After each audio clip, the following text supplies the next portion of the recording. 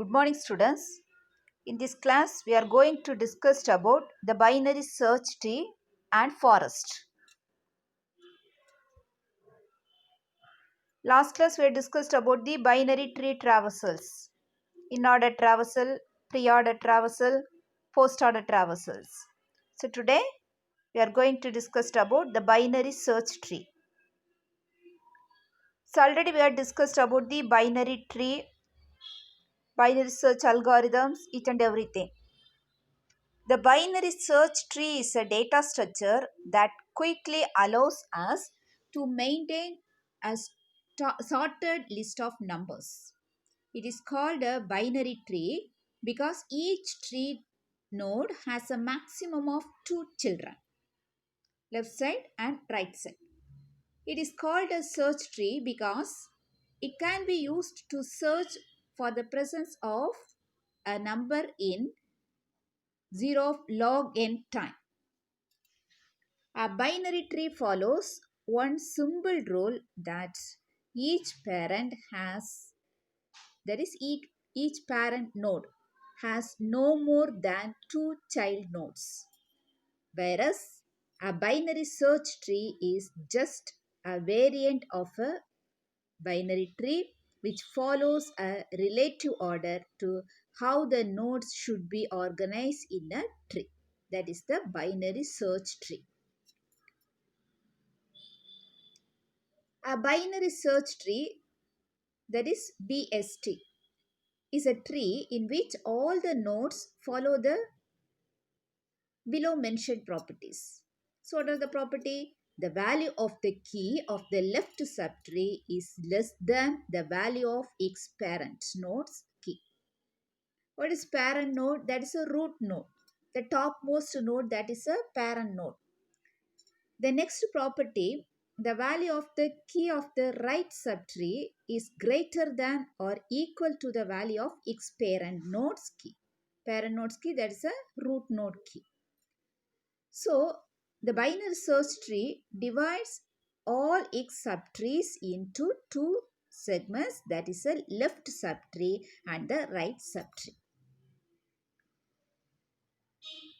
So, the code for the left subtree and right subtree is left subtree keys less than node key, node of key. Node of key, that is a parent node of key, root node, less than or equal to right subtree of keys. Then representation.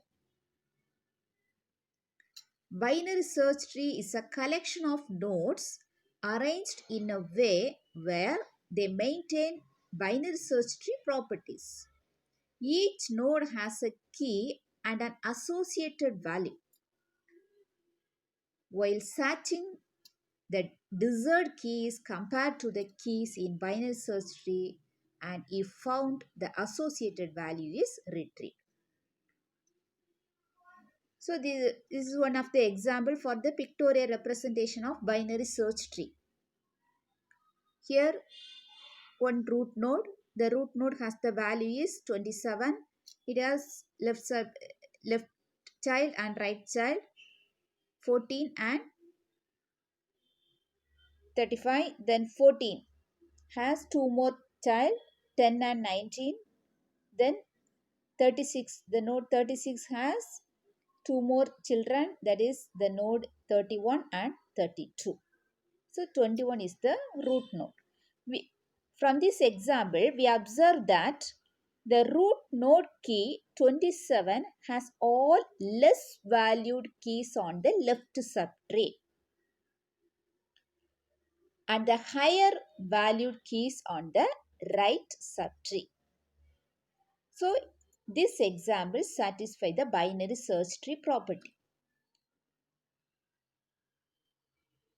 So the root node has all less valued values, less valued keys on the left subtree. So 35 has two children, 31 and 42, but 27 is a smaller value. And the higher value, the root node has the high value on the right subtree, 14, 14 has 2 children, 10 and 19. So it satisfies, this example satisfies the binary search tree property. Then what are the basic operations? So the basic operations of a tree is search. That means search an element in a tree. So next operation, insert. Insert an element in a tree. Then pre-order traversal. That means traverse a tree in a pre-order manner. In-order traversal, traverse a tree in an in-order manner. Post-order traversal, traverse in a post-order manner. So already we have discussed about the in-order, pre-order, post-order traversals in the binary tree traversals. That is very important question. So these are the basic operations of binary search tree. Then when you consider the node, because in the tree we can say the root node, child node. So the node refers to its left and right child nodes. So the structure of the node that has three fields. One is data, another one left child and the right child. Then search operation and insert operation. Search operation means we have to search an element. So whenever an element is to be searched, start searching from the root node.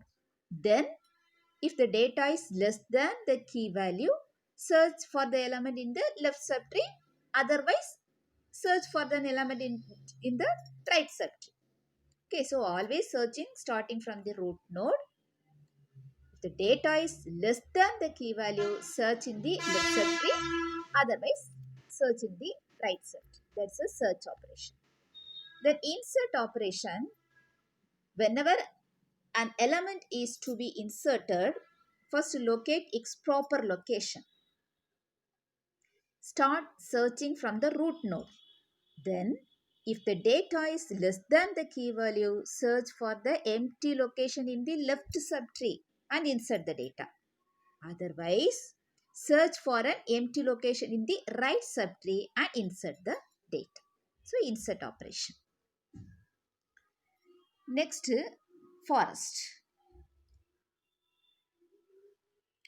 A forest is an undirected graph in which any two vertices are connected by at most one path. A forest is an undirected acyclic graph.